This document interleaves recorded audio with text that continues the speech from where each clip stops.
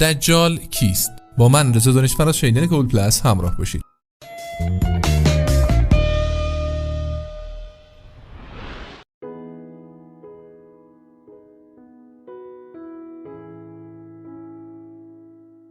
سلام و وقتتون بخیر. به یکی دیگر از ویدیوهای شنیدن گول پلاس خوش آمدید.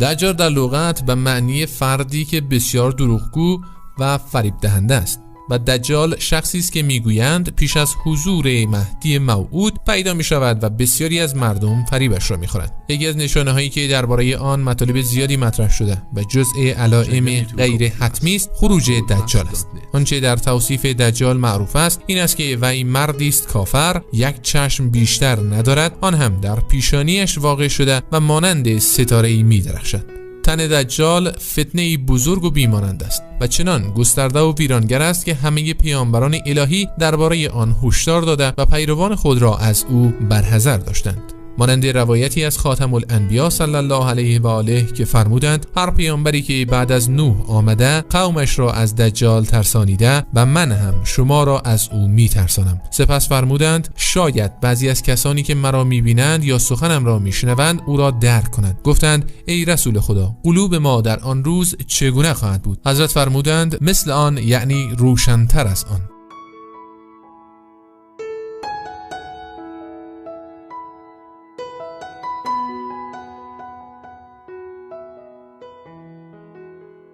دجال کیست؟ واژه المسیح الدجال در عربی به معنی مسیح دروغین 400 سال پیش از اسلام برای ترجمه از سریانی به عربی استفاده شده است که معادل یونانی دجال و معادل فارسی دجال ضد مسیح است.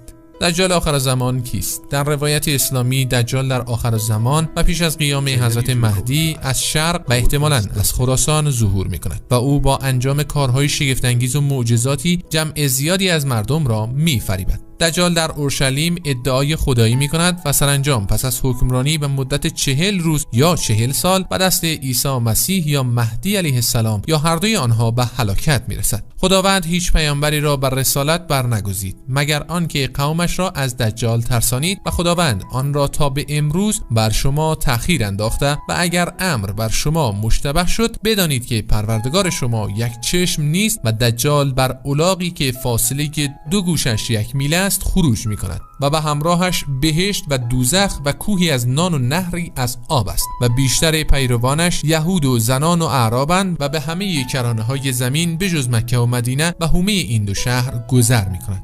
تاریخچه دجال به قبل از اسلام برمیگردد. در کتاب انجیل نام دجال نیز به میان آمده است. از آیات انجیل استفاده می شود که دجال به معنای دروغگو و گمراه کننده است و چنین استفاده می شود که داستان خروج دجال و زنده بودنش در آن زمان هم در بین نصاری شایع بوده و در انتظار خروج دجال بودند. در اسلام نیز سخن از دجال به میان آمده است و روایتی در این موضوع از سنی و شیعه وارد شده است که روایت اهل سنت در این باب و مراتب بیشتر از روایاتی است که در منابع شیعه موجود می باشد و اکثر روایات شیعه نیز در این موضوع برگرفته شده از منابع حدیثی اهل سنت می باشد. یکی از علائم ظهور حضرت مهدی علیه السلام که در برخی روایات از علائم حتمی شمرده شده خروج شخصی به نام دجال است. او یک طاغوت بسیار حیله‌گر است و عده بسیاری را با خود همراه می کند.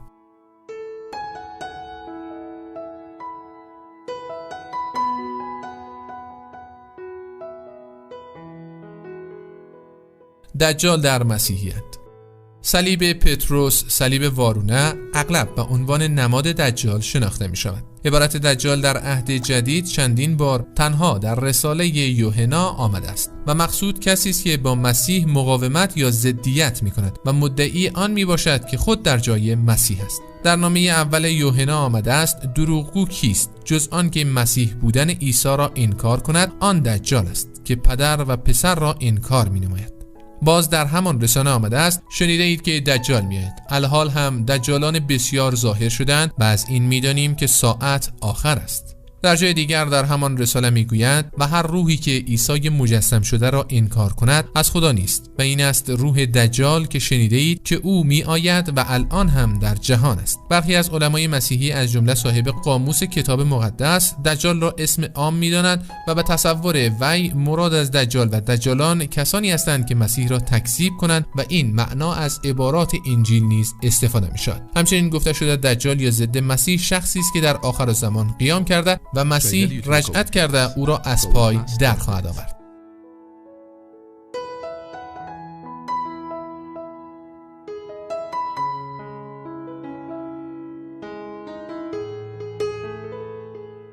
ویژگی‌های دجال در اسلام. در روایات اسلامی و روایات منتسب به حضرت محمد صلی الله علیه و آله یکی از نشانه‌های دوران ظهور و آخر زمان خروج دجال است. ظهور دجال از نشانه‌های برپایی قیامت دانسته شده است. دجال فردی با یک چشم و صورتی کریه و موهایی تابدار است که بر پیشانیش کلمه کفر حک شده است. دجال در آخر زمان و پیش از قیام حضرت مهدی از شرق و احتمالاً از خراسان خروج می‌کند. او با انجام کارهای شگفت‌انگیز و معجزاتی جمع زیادی از مردم را می‌فریبد. دجال در اورشلیم ادعای خدایی می‌کند. او سرانجام پس از حکمرانی به مدت 40 روز یا 40 سال به دست عیسی مسیح یا حضرت مهدی یا هر دوی آنها به هلاکت میرسد. تا زمان ظهور دجال او در جزیره ای در اقیانوس هند به سر میبرد که از آن صدای موسیقی به گوش میرسد. روایات دیگری وجود دارد که در کوهی در جزیره ای در بند است و اهریمنان به او غذا میرسانند.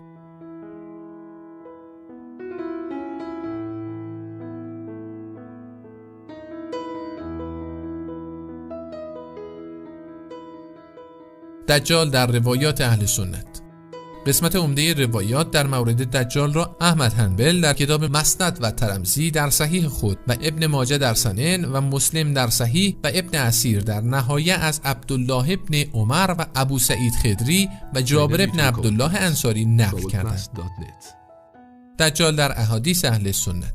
سعید ابن سید که در زمان حضرت محمد میزیسته و حضرت محمد او را از مصادیق دجال معرفی کرده است و چون بعداً از خروج دجال در آخر زمان نیز خبر داده، بعضی ها گمان کردند دجال موعود همان سعید ابن سید است و در نتیجه به زنده ماندن و طول عمر او قائل شدند. بعضی از نویسندگان اسلامی نیز با توجه به ریشه لغت دجال آن را منحصر به یک فرد بخصوص نمی‌دانند، بلکه آن را عنوانی می‌دانند کلی برای افراد پرتصویر، حیله‌گر و حقه‌باز که برای فریب مردم از هر وسیله‌ای استفاده می‌کنند. دجال شخصی است که حق را با باطل آمیخته و از حق برای راهبرد اهداف شیطانی خود استفاده می‌کند.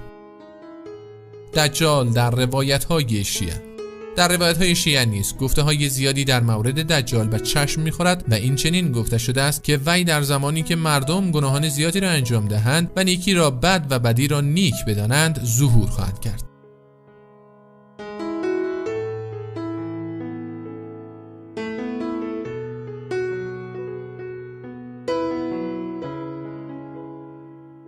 آیا دجال انسان است یا یک حزب؟ دجال که از ریشه دجل یا دغل و معنای دروغگوست و بر اساس آنچه از ظاهر اخبار استفاده می شود، دجال فردی است که در آخر زمان و پیش از قیام مهدی علیه السلام خروج می کند و انسان غیر عادی است و با انجام کارهای شگفت‌انگیز جمع زیادی از مردم را می‌فریبد و سرانجام به دست حضرت عیسی علیه السلام یا حضرت مهدی در منطقه شام به هلاکت می‌رسد. و اینکه آیا دجال شخص واحد با آن ویژگی‌ها میباشد یا یک تفکر و جریان الهادی است، در این مورد احتمالات مختلف و متعدد وجود دارد. برخی گفتند دجال نام شخص معینی نیست، بلکه هر کسی که با ادعای پوچ و بی اساس و حیله‌گری سعی در فریب مردم داشته باشد دجال است. و از احادیث نیز این نکته قابل استفاده است. پیامبر اکرم صلی الله علیه و آله می‌فرماید قیامت برپا نمی‌شود تا وقتی که مهدی علیه السلام از فرزندانم ظهور کند و مهدی علیه السلام قیام نمی‌کند تا وقتی که 60 دروغگو خروج کند. و در روایتی دیگر از پیامبر نقل شده است که پیش از خروج دجال بیش از 70 دجال خروج خواهد کرد.